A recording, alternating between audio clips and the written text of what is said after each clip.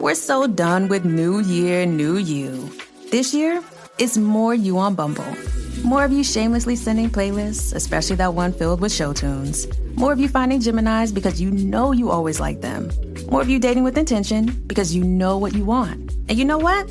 We love that for you. Someone else will too. Be more you this year and find them on Bumble. Have I Got News for You is back for another season. Roy Wood Jr., Amber Ruffin, and Michael Ian Black are finding the funny in the week's biggest stories. Have I Got News for You returns Saturday at 9 on CNN and stream next day on Max. This is Optimal Relationships Daily. Social Skills for Girls, How to Manage Friendships by Adina Soclof of ParentingSimply.com.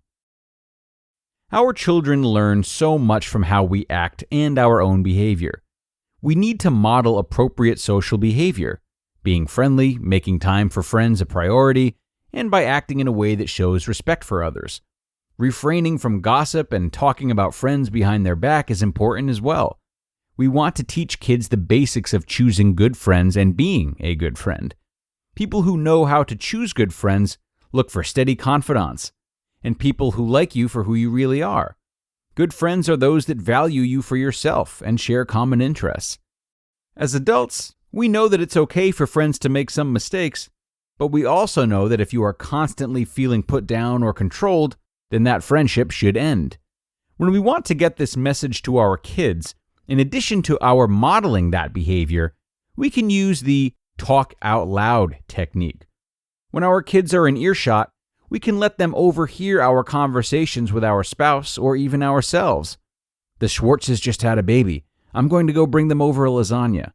Or, this one friend that I have always seems to criticize me, my hair, my clothes. I know that people who do that are insecure about themselves. At any rate, I think I need to say something to her. Listen to your daughter. Social conflict can be painful at all ages.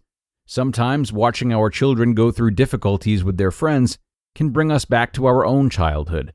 It may stir up old hurts and social anxieties. We need to separate our own emotions from our daughters. It doesn't help to rush in and fix the problem. We need to give our daughters the tools that they need to independently manage their social issues. One way to do that is to give girls a safe space to vent their feelings. No advice, no interventions, just listening. Many times a conversation with our daughter about their friends goes like this. Daughter, Molly didn't let me sit next to her at lunch. She is so mean. Mom, I don't know why you play with that girl. You are always complaining that she is not nice to you. You need to find someone who is truly a good friend. Daughter, there's no one else to play with. Mom, what about Kayla? What about Shayna? You never play with Rachel. You used to play with her a lot. This kind of conversation can just exacerbate the situation. Although the mom is trying to be helpful, her underlying message is, you don't know how to be a friend or manage friendships. What our daughters need most is for us to carry on a conversation that gently reflects what they are saying. Daughter, Molly didn't let me sit next to her at lunch. She's so mean. Mom, that could be upsetting. Daughter, yeah, she said that she got a chocolate bar from her uncle and she didn't want to share it. Mom, oh, a chocolate bar from her uncle. Daughter, yeah, if I had a chocolate bar, I would share it with her. Mom, you would feel comfortable sharing a chocolate bar with a good friend?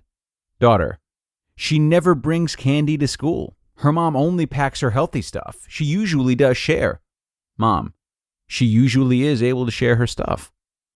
When we empathize with our daughters and reflect back what they are saying, they can hear themselves think. They are also more likely to come to their own conclusions on how to manage their own social situations. To help them further, we can also ask them, do you want to vent or do you want advice? When we empathize and take the time to listen, we send our children the following message. This is not a bad situation. You can handle this. You can manage this friendship and make good decisions about your friends. Unless we know for sure that there is overt bullying going on, this is the best course of action. Why you can trust your parenting instincts by Adina Soclof of parentingsimply.com. As a parent, there is a never-ending supply of tips and advice you get from books, blogs, and other parents.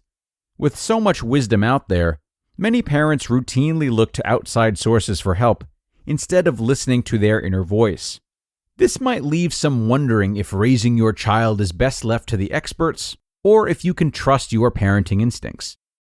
It's okay to trust your feelings.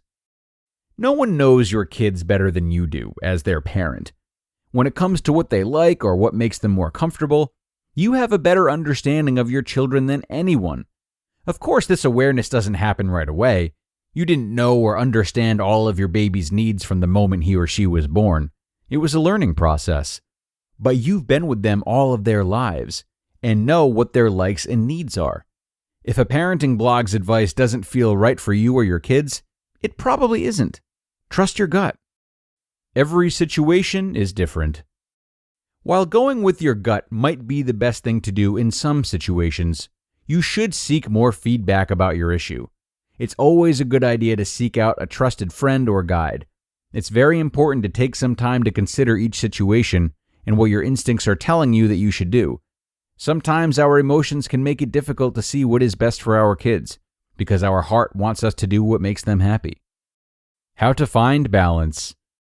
In order to avoid investing too much in either the advice of others or our own, sometimes misguided, instincts, it's important to become accustomed to relying a bit on both.